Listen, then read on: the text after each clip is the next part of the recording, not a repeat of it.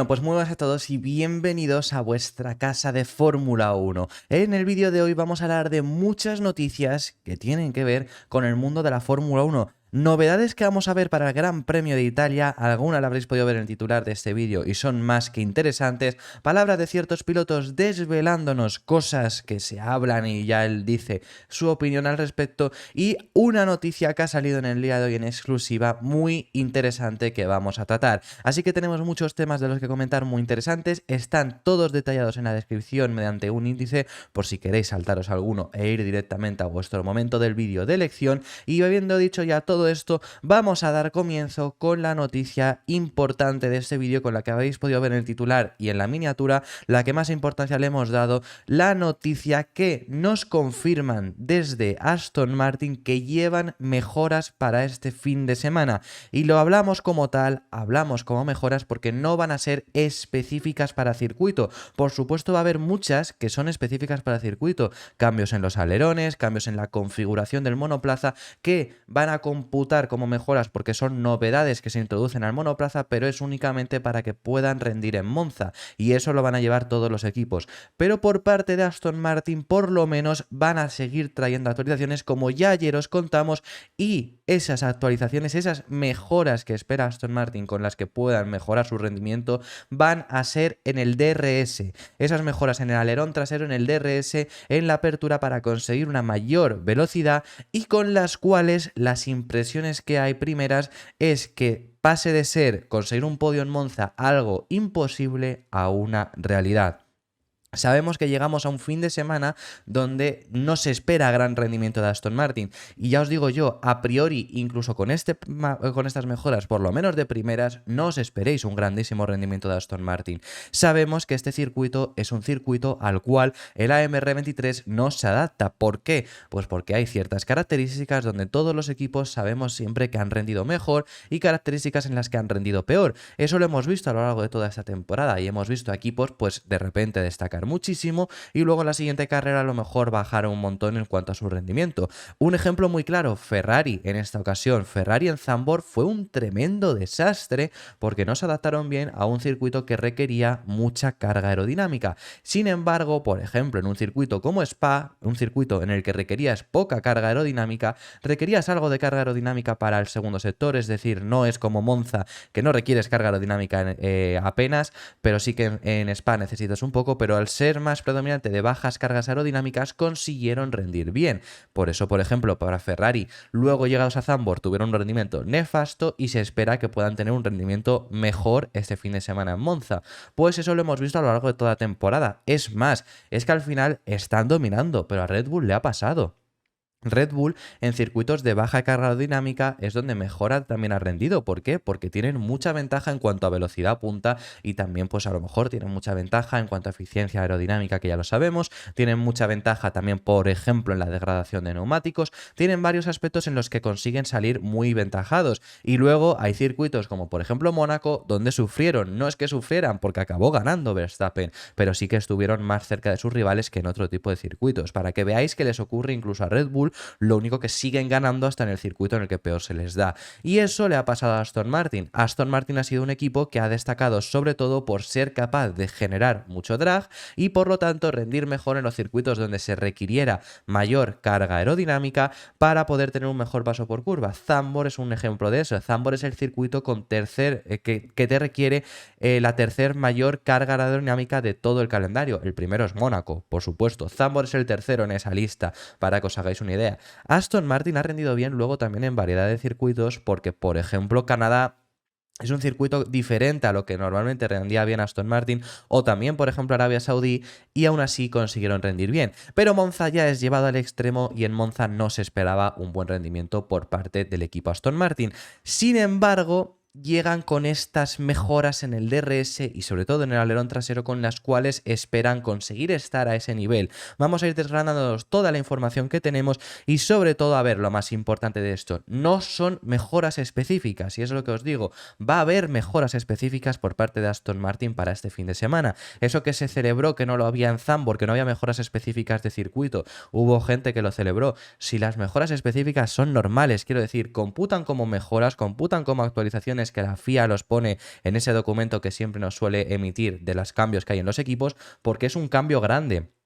Porque cambiar el alerón trasero de la media alta carga aerodinámica que teníamos en, por ejemplo, Zandvoort, a un alerón trasero que es prácticamente sin carga aerodinámica, es decir, no venimos de muros a un alerón trasero que va a ser plano, pues entonces tienes que ponerlo. Por supuesto, es un cambio grande que cambia el rendimiento del monoplaza, pero al final es únicamente para conseguir adaptarte bien al circuito, a las características que necesitas. Es decir, eso es normal, esos cambios específicos, y en este fin de semana, como además es tan extremo, lo vamos a ver en todos y cada uno de los equipos, como suele ser habitual, porque casi todos los circuitos hay ciertos cambios específicos. Pero el DRS no lo es. Es una mejora que se espera para todas las carreras. Es una mejora que Aston Martin, supuestamente, por los datos en el simulador, vienen con mucha positividad ante ellas, y ya os hemos dicho siempre aquí que los datos en el simulador es una cosa y lo que se transmita en pista es otra.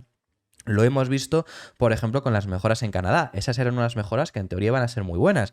Y luego, pues al final no resultó siéndolo saliendo de Canadá, porque en Canadá sí que rindieron bien, pero fuera de Canadá ya no lo hicieron. Ya eso lo hemos visto. Hemos visto que al final los datos en el simulador no te lo dicen todo. Y ya no por parte de Aston Martin. Por ejemplo, por parte de Mercedes el año pasado, los datos en el simulador que les daban el monoplaza con el concepto sin pontones era que iban a volar.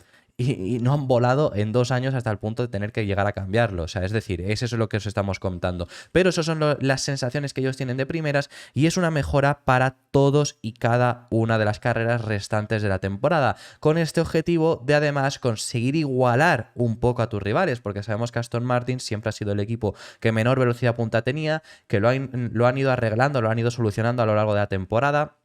Pero sobre todo a principio sí que les costaba mucho. A principio era imposible ver un adelantamiento de Aston Martin con DRS. Eso ya lo hemos hablado en este canal. Y luego ya a partir de Canadá, que ya las mejoras en el DRS primeras llegaron en Azerbaiyán, luego pasaron a Miami, porque llegaron a Azerbaiyán pero no funcionaron, porque no funcionaba la activación del nuevo DRS, entonces lo solucionaron para Miami. Y a partir de ahí mejoraron un poco, ya hemos visto algún que otro adelantamiento con DRS del AMR23. Anteriormente eso no lo habíamos visto. Entonces ya vimos ahí un paso adelante, ya no eran los últimos en cuanto a velocidad punta, y esto esperan que sea ese último paso adelante definitivo para conseguir pasar de un sueño que sería un podio en Monza, y no por hacer un podio en Monza, porque obviamente hacer un podio en Monza ya es un sueño como tal, pero no por el hecho de hacerlo en Monza, sino por el hecho de las características que tiene este circuito, el templo de la velocidad, pasar de que sea un sueño, que sea imposible, que sea algo que lo descartas, que sea algo que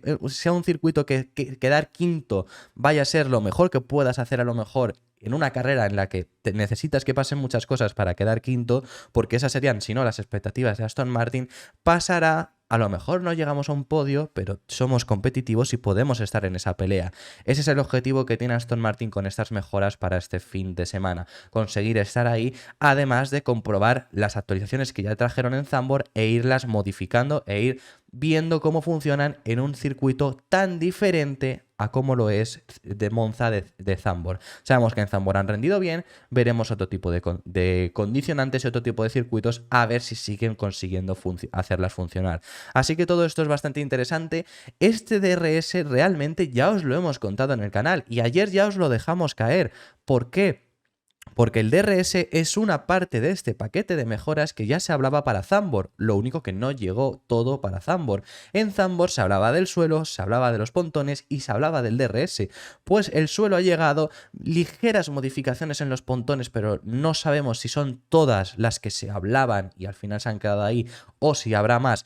Pero ya llegaron ligeras modificaciones, pero en el DRS no llegó nada, entonces era fácil prever que podía llegar en Monza. Ayer ya os lo hicimos saber y hoy se confirma esta noticia, hoy os la podemos confirmar.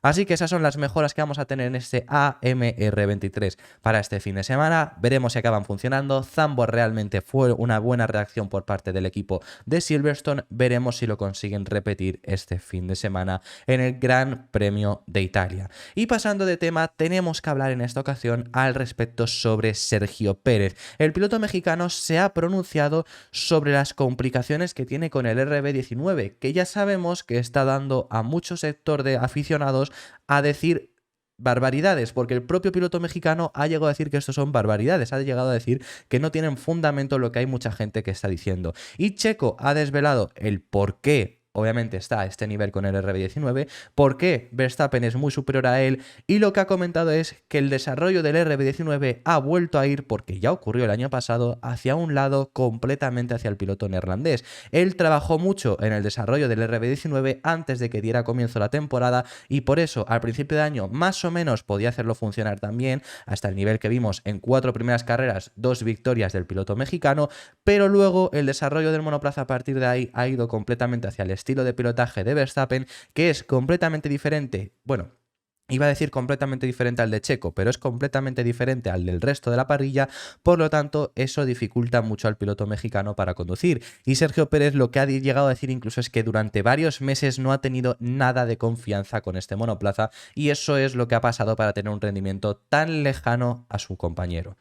Y esto es lo mismo que ocurrió el año pasado. O sea, quiero decir, hay gente que sigue con el discurso que sigue. Y lo siento mucho, es que no existe ese discurso. Un equipo no va a perjudicar a posta a su piloto, como hay gente que está diciendo de lo que ya sabemos que están comentando, que en teoría le habrían hecho a Checo, supuestamente según ellos. Eso ya lo hemos dicho aquí que no, y lo ha dicho el propio piloto mexicano. Os trajimos la entrevista que le hizo Mundo Deportivo, donde contaba, le preguntaban acerca de lo que se habla en redes en muchas ocasiones, y dijo que él no entendía de dónde venían esas conversaciones en redes porque no tenía ningún tipo de sentido. Y ahora nos sigue ampliando esa información diciéndonos lo que ya sabíamos, lo que aquí en el canal os hemos comentado, porque llega a decir que al final lo que le ha faltado es falta de confianza con el monoplaza, y eso yo os lo he dicho aquí, y eso es lo que nos confirma. Y nos confirma lo mismo del año pasado, porque es que ya hay gente diciendo también que lo que le está pasando este año es lo mismo que le hicieron también el año pasado, y el año pasado no le hicieron nada de lo que se está comentando,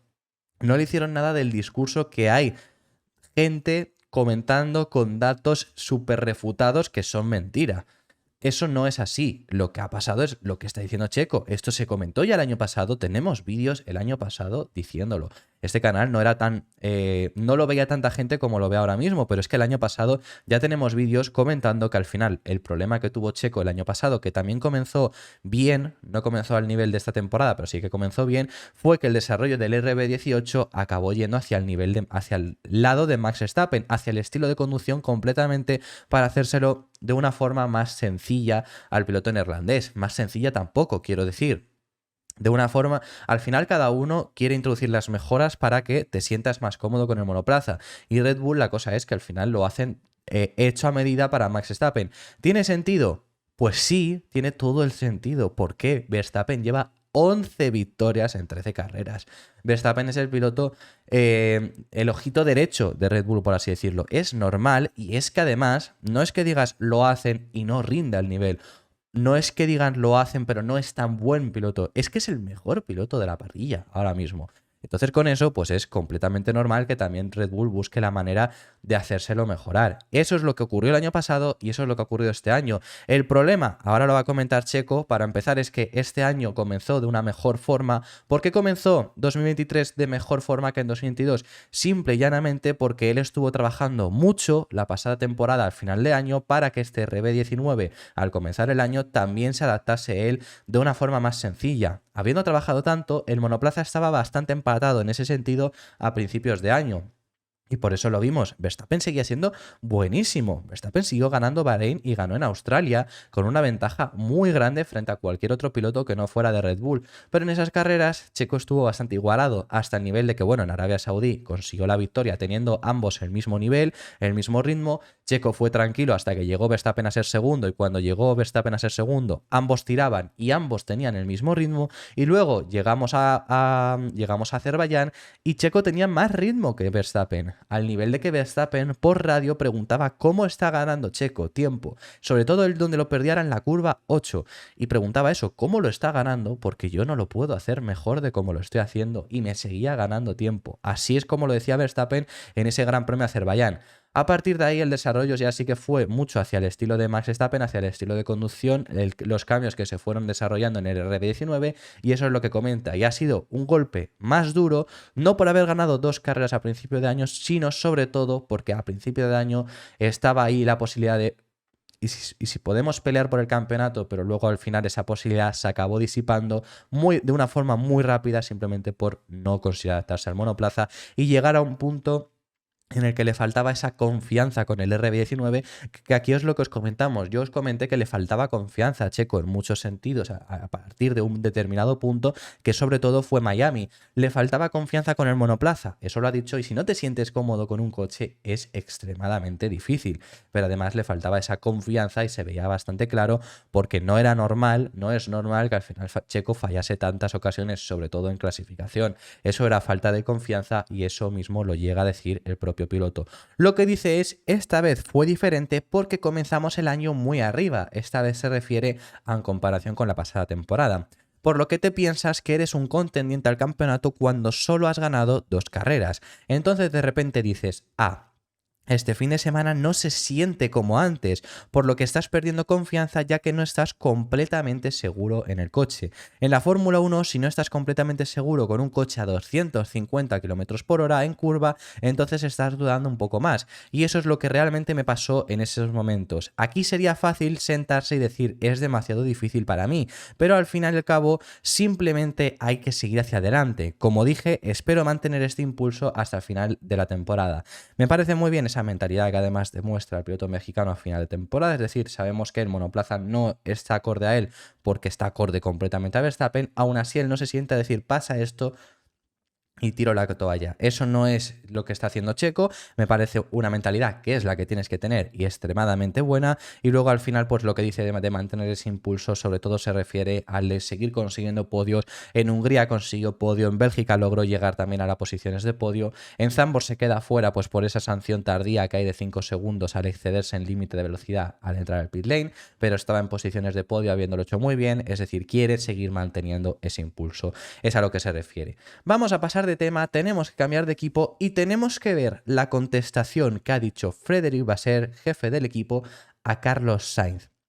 A unas palabras en las cuales el piloto madrileño se ha quejado de cómo gestionó un aspecto importante Ferrari la carrera en Zandvoort, y Vasseur ha sido contundente con sus palabras y además de una forma incluso molesto ha llegado a responder. Sobre todo las palabras de Carlos Sainz iban por el momento, ya hemos visto las palabras de Sainz, ya hemos visto al final quejarse del ritmo de Ferrari, ya lo hemos hablado, el Ferrari fue un desastre en este Gran Premio de los Países Bajos, lo hemos estado comentando, de eso no se quejan, porque al final va a ser, obviamente lo ha visto todo el mundo, quiero decir, no puedes decir que el rendimiento del Ferrari fue mejor de lo que fue.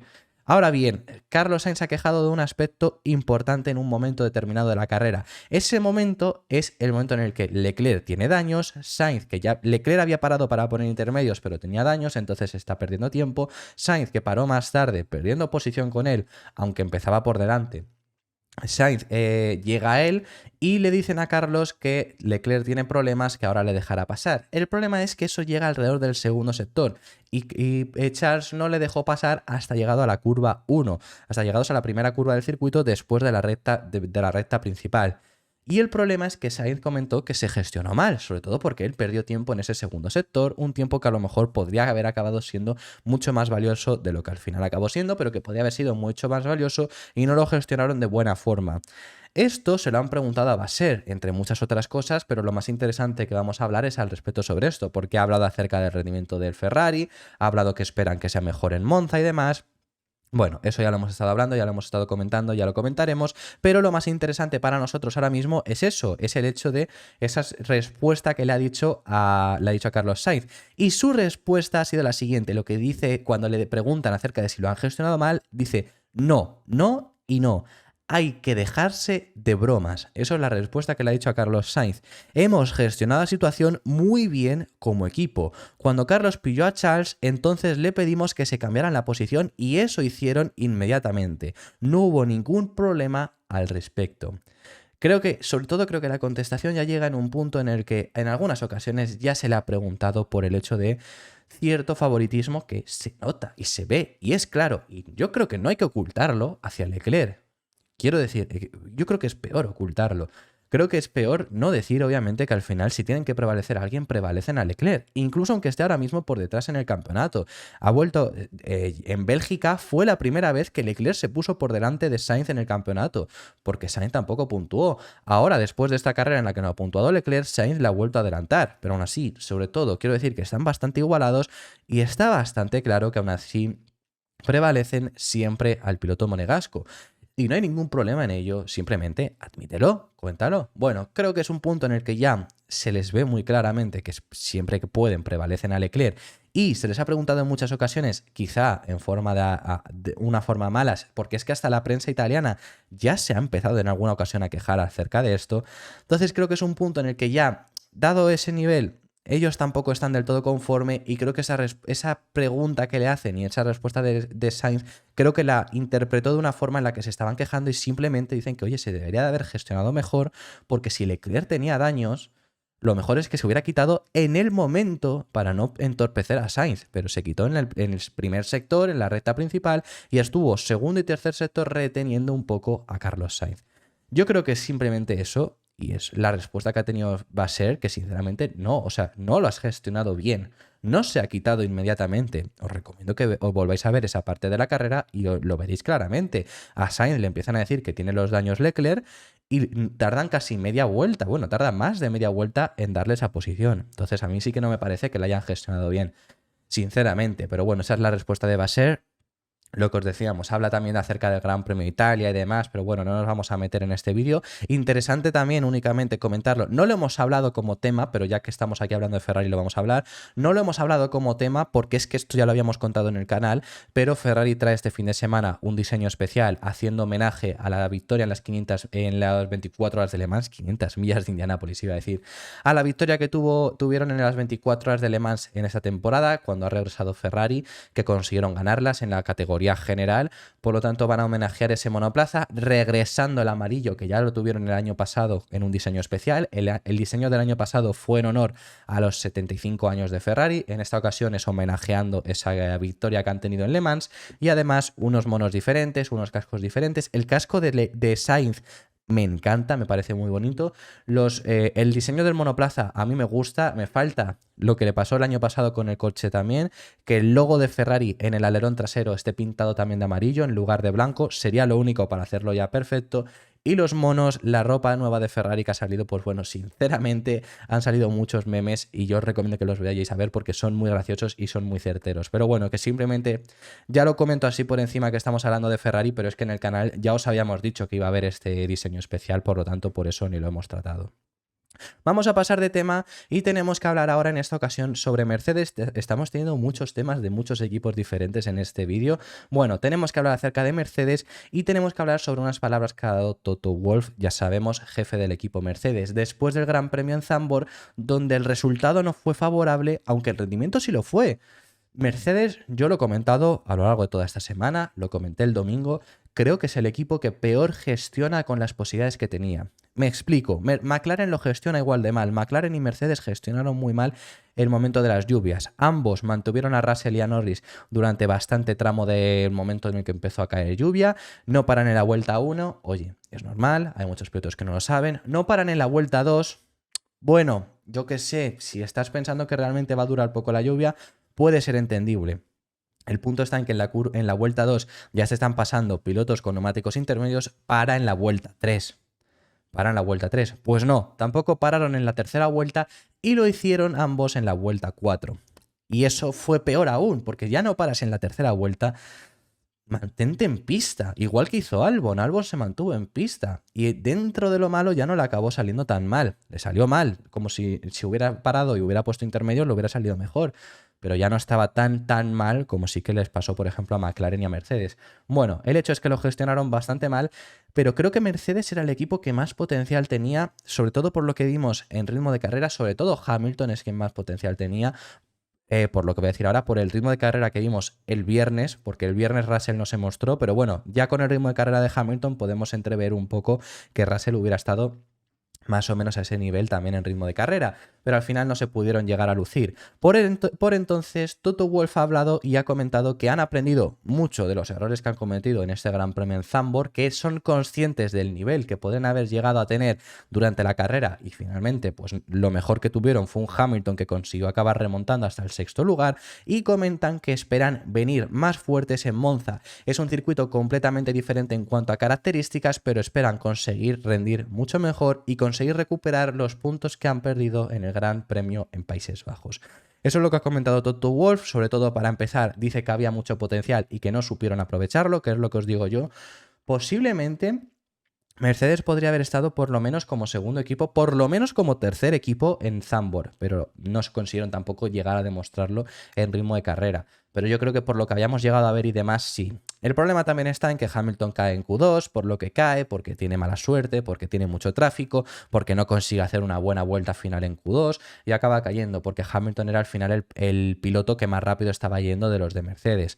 Luego ya, pues encima gestionan fatal la carrera, a Russell le ponen un neumático duro para intentar llegar hasta el final, más o menos lo hacen bien, pero Russell además luego colisiona contra otro piloto, Hamilton está en esa remontada, con Hamilton lo gestionan tan mal la carrera en plan en general, que es que para empezar le pusieron un neumático medio, estaba llegando la lluvia y le ponen un neumático medio, es que aunque la lluvia hubiera sido de 2 minutos, que hubiera durado 2 vueltas y no te hubiera hecho falta parar, era mejor el blando, porque el blando dentro de lo malo en ese momento iba a rendir bien. ¿Por qué? En el momento de lluvia va a rendir mal, es obviamente lógico, pero en el momento en el que se empieza a secar, el blando va a ser más fácil meterlo en temperatura, entonces va a funcionar mejor. El medio te va a costar más, entonces te ahorrarías esa parada, por supuesto, y irías a hacer un overcut, pero te va a costar mucho en las primeras vueltas.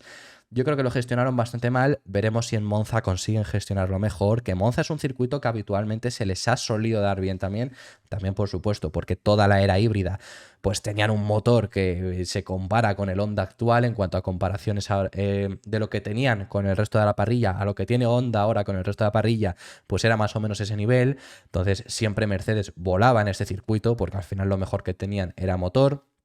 Bueno, para que os hagáis una idea, McLaren en 2021 logra ganar, y entre muchos otros aspectos, porque McLaren siempre ha rendido bien en Monza, veremos este año, pero entre muchos aspectos era porque tenían ese motor Mercedes que seguía siendo el mejor motor de la parrilla en esa temporada 2021, y logran la victoria y segundo puesto para Norris.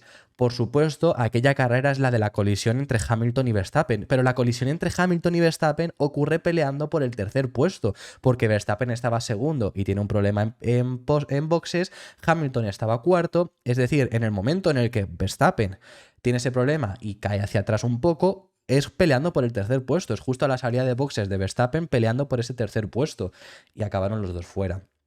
Ese es el problema eso es lo de Mercedes, que por lo que siempre han solido rendir bien en Monza. Veremos si este fin de semana consiguen rendir también bien, porque al final el motor Mercedes no está al mismo nivel que estaba anteriormente, pero si consiguen más o menos, por lo menos ser el segundo equipo, ya será algo muy beneficioso. El año pasado Russell también logró llegar al podio, por supuesto condicionado también porque, por ejemplo, Sainz salía desde la parte trasera porque tenía una sanción de cambiar motor y demás. Así que bueno, eso por parte de Mercedes.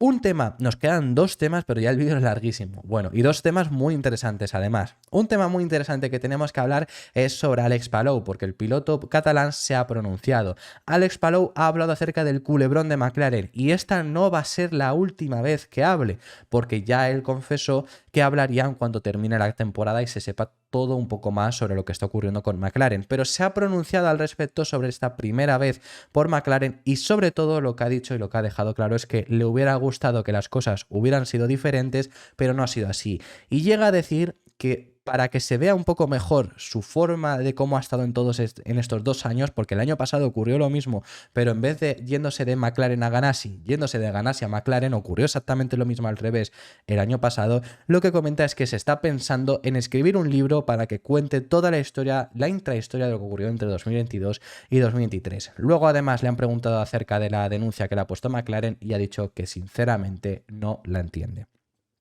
Eso es lo que ha estado comentando. Yo sigo esperando a que acabe la temporada de IndyCar. Quedan 2 carreras, que por cierto, no consiguió consagrarse como subcampeón en la última, que fue este último fin de semana. Este fin de semana se corre en Portland y no fue campeón, pero se ponen un poco más sencillo salir campeón ahora mismo en Portland. ¿Qué necesita para conseguir ser campeón en Portland? Bueno, esto es según mis cálculos, que sinceramente puede haber algún fallo porque es que los cálculos en IndyCar son extremadamente complicados. Pero según he conseguido sacar yo, que ahora mismo está compitiendo contra Scott Dixon, que hay bastantes puntos de diferencia entre ambos, si Scott Dixon gana en Portland, es decir, queda primero en Portland, Palou necesita únicamente ser séptimo. Si es séptimo, daría igual lo que ocurra en la última carrera, que Alex Palou saldría como campeón. Es decir, que lo tiene bastante de cara este fin de semana para conseguir salir como bicampeón.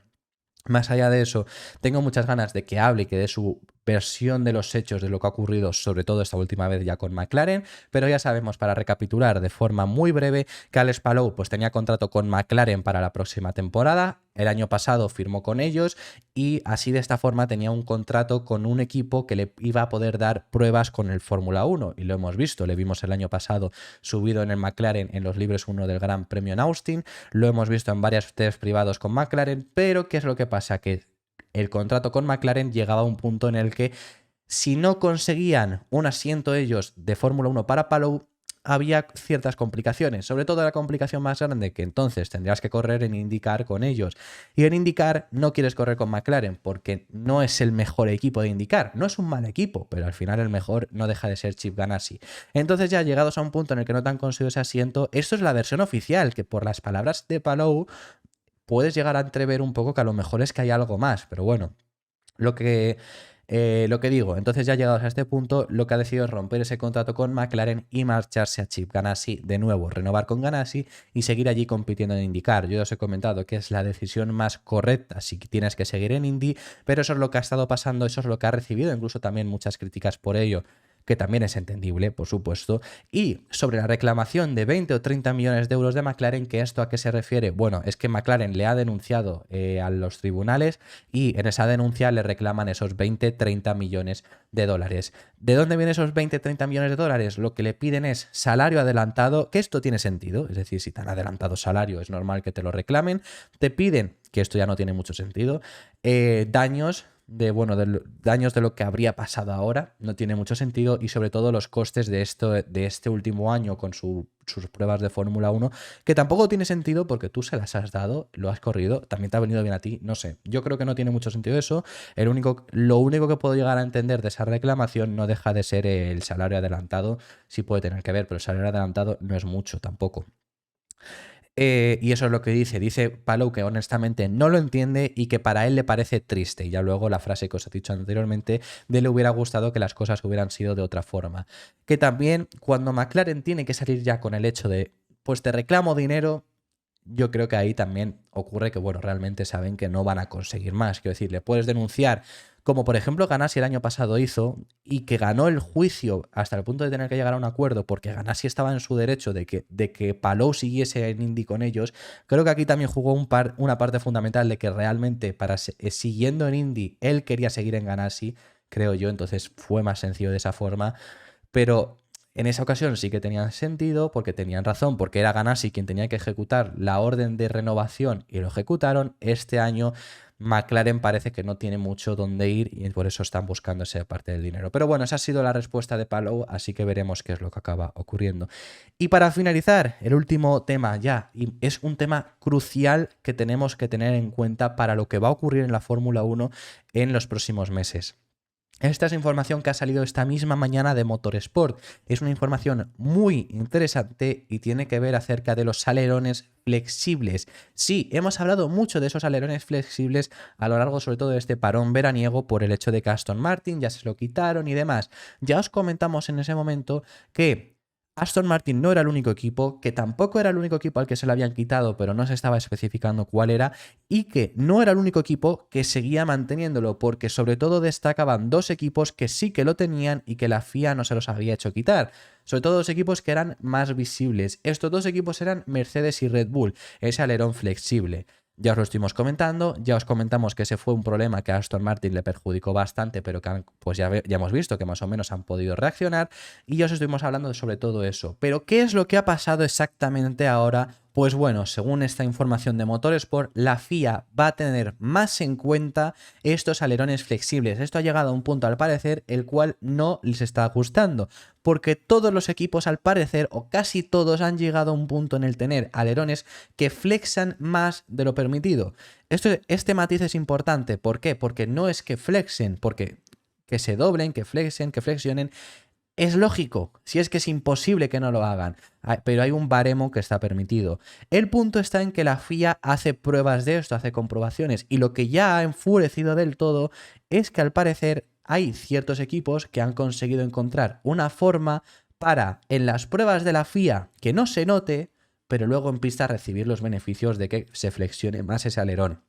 Eso es lo que ha enfurecido del todo a la FIA, porque ya al final están jugando contigo, están haciendo algo ilegal y encima cuando tú vas a comprobarlo no está llegando hasta ese punto.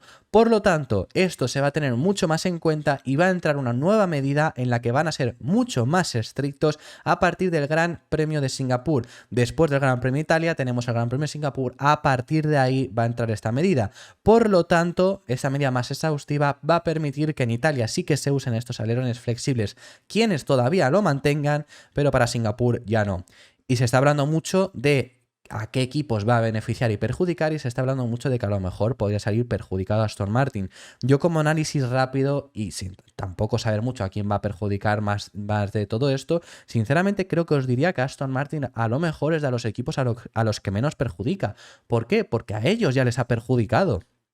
Porque a ellos ya se lo quitaron y ellos ya han tenido que lidiar con un alerón que no estaba flexionando de esta forma como sí que lo consiguieron hacer desde el principio de temporada y estaban ganando mucho tiempo. Es decir, a partir de España, Aston Martin ya no tiene ese alerón. Pero va a haber equipos que no lo van a tener a partir del Gran Premio de Singapur y a ellos va a ser a quien yo creo por lo menos que les va a perjudicar aún más. Al menos esto es opinión personal, veremos cómo evoluciona esto porque podría haber muchos cambios en Singapur entre los equipos que tengan ese alerón que flexione más y que estén ganando tiempo y los equipos que no tengan un alerón que flexione tanto y que a lo mejor no se lo tengan ni que quitar. El equipo al que no se lo tengan que cambiar va a ganar mucho tiempo en comparación con el equipo al que sí, y lo hemos visto ya con Aston Martin, la gran cantidad de tiempo que perdieron.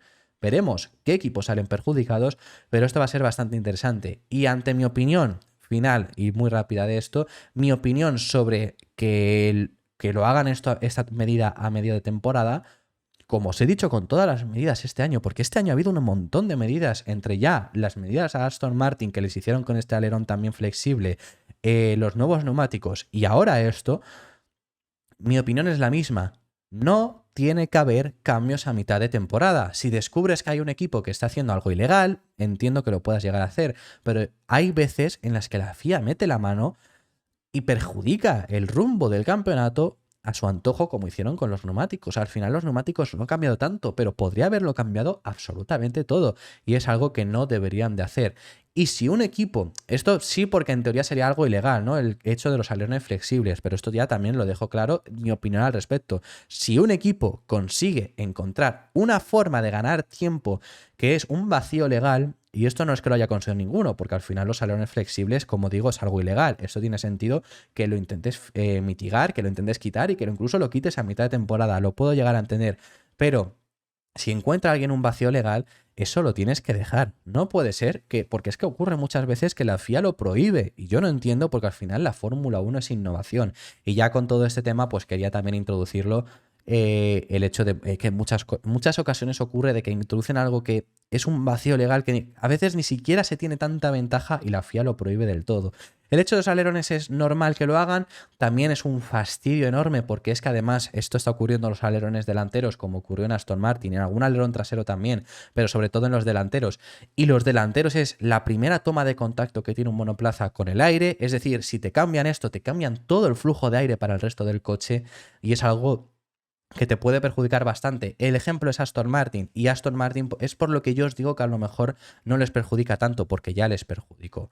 Pero bueno, veremos cómo evoluciona todo esto, veremos si finalmente tiene a qué equipos perjudica a partir de Singapur, y esto ha sido todo por este vídeo. Un vídeo larguísimo, pero un vídeo con muchísimas noticias, con muchísima actualidad y con muchísimo contenido. Dejadme en los comentarios vuestras impresiones acerca de todos los temas que hemos estado hablando, que hemos hablado de temas muy interesantes, y estaré encantado de recibirlos. Si os ha gustado el vídeo, que yo me imagino que si has llegado hasta este punto, casi 40 minutos del vídeo, te habrá gustado. Si te ha gustado el vídeo, pues dale un like y suscríbete, que apoyarás muchísimo el vídeo, y nos vemos en el siguiente vídeo, que seguiremos hablando de Fórmula 1. Un saludo.